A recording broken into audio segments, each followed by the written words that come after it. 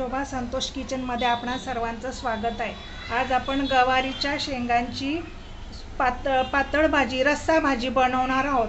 त्यासाठी लागणारं साहित्य ही गावठी गवार आहे बघा, ही छान गावठी गवार आहे। आपण ही वाफवून घेऊ, पाण्यामध्ये थोडीशी वाफवून घेऊ। हे भाजलेले शेंगदाणे, भाजलेलं जिरं, धनेपूड, कोथिंबीर आणि तिखट मिरची घ्यायची, कारण तिखट छान लागते ही भाजी, आणि आलं लसूण। आता आपण याचं वाटण बनवून घेऊ। शेंगदाणे, आलं, लसूण, मिरची पण छान भाजून घेतलेली शेंगदाण्याबरोबर, आणि कोथिंबीर, धनेपूड, जिरं याचं आपण आता वाटण बनवून घेऊ। आणि शेंगा आपण आता छान वाफवून घेऊ।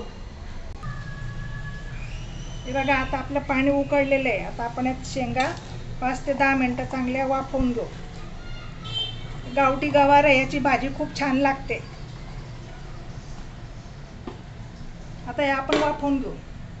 आता आपण हे भाजलेले शेंगदाणे, मी 3 व्यक्तींसाठी बनवते। तुम्ही तुमच्या फॅमिलीत किती व्यक्ती त्याप्रमाणे बनवायचं। हे 7-8 मिरच्या, तिखट मिरच्या आहेत, लसूण, थोडासा आल्याचा तुकडा, हे धने जिरे, धन्याची पावडर आणि भाजलेलं जिरं, आणि थोडीशी आपण यात कोथिंबीर घेऊ, थोडी वरतून टाकायला ठेवू आपण। आता याचं आपण वाटण बनवून घेऊ। हे बघा, आपलं तेल तापलेलं आहे। आपण त्यात राई घालू, थोडासा त्यात हिंग घालू, आणि आता आपण हे करून घेतलेलं वाटण,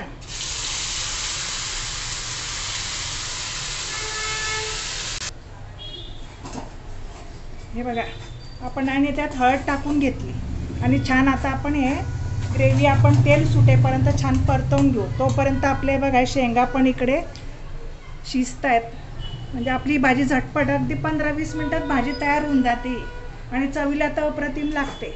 आता आपण हे चांगलं छान तेल सुटेपर्यंत परतवून घेऊ।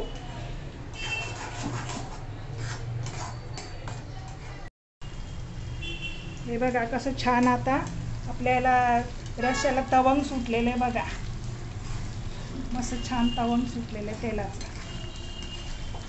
असं छान परतवून घ्यायचं तेल सुटेपर्यंत। आता आपण या शेंगा शिजवून घेतल्या ना आपण, त्या टाकायच्या। आता छान शिजल्या आपल्या शेंगा। आपलं रस आपला हे होतो ना, आपण परतवून होतो तोपर्यंत आपल्या शेंगा इकडे शिजून जातात। आता आपण याच्यात हे परतवून घेऊ शेंगा, आणि नंतर आता थोडंसं पाणी टाकू, हे शिजवलेलंच पाणी टाकू आपण। आता आपण हे छान परतवून घेऊ। शेंगा छान शिजलेल्या आपल्या। आता फक्त आपल्याला रश्श्याला उकळी आणायची आहे, झटपट होते, अगदी 15 ते 20 मिनिटात आपली भाजी होऊन जाते। एकीकडे आपण शेंगा वाफवायला ठेवायच्या, आणि एकीकडे आपण हे वाटलेलं सारण चांगलं परतवून घ्यायचं। आता आपण हे पाणी घालू, उकळलेलंच पाणी, भाजी शेंगा उकळलेलंच पाणी हे आपण आता घालू। तुम्हाला किती रस्सा पाहिजे त्याप्रमाणे आपण बनवायचं। मी हे 3 ते 4 व्यक्तींसाठी बनवते, तुमच्या घरात किती व्यक्ती त्याप्रमाणे शेंगा पण घ्यायच्या। हे बघा, हे बघा, आता आपण मीठ पण टाकून घेऊ। आता आपल्या शेंगा शिजल्या, त्याच्यामुळे आपल्याला फक्त या रश्श्याला उकळी आणायची आहे, आणि ते उकळलेलं पाणी पण गरम आहे, त्याच्यामुळे भाजी व्हायला वेळ नाही लागत, झटपट होते। आता आपण चवीप्रमाणे मीठ घालू। याबरोबर भाकरी खूप छान लागते, ज्वारीची भाकरी। आता आपण अजून 2 मिनिटं छान परत उकळी येऊ देऊ, म्हणजे त्याला छान भाजीला तवंग येईल, आणि बारीक गॅसवर उकळवायची भाजी। हे बघा, आता आपली भाजी झालेली आहे छान। हे बघा कसं छान भाजीला छान आजूबाजूने तवंग पण आलेलं आहे। हे बारीक गॅसवरच ठेवायचं बाबा, म्हणजे छान त्याला छान तवंग येतं। आता आपण सर्व करून घेऊ भाजी। हे बघा, आपली भाजी तयार झालेली आहे। आता आपण त्यावर कोथिंबीर टाकून घेऊ। ही भाजी भाकरीबरोबर, पोळीबरोबर, भाकरीबरोबर चुरून खायची छान, आणि पोळीबरोबर पण चुरून खाता येते। हे बघा, तुम्हाला दाखवते बघा, आपले शेंगा पण खूप छान शिजलेले आहे बघा.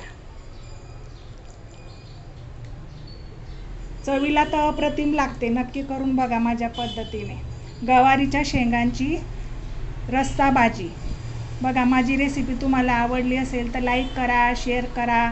नवीन असाल तर सबस्क्राईब करा. बेल आयकॉनवर क्लिक करा म्हणजे माझ्या पुढच्या येणाऱ्या रेसिपी तुम्हाला लगेच दिसतील. थँक्यू.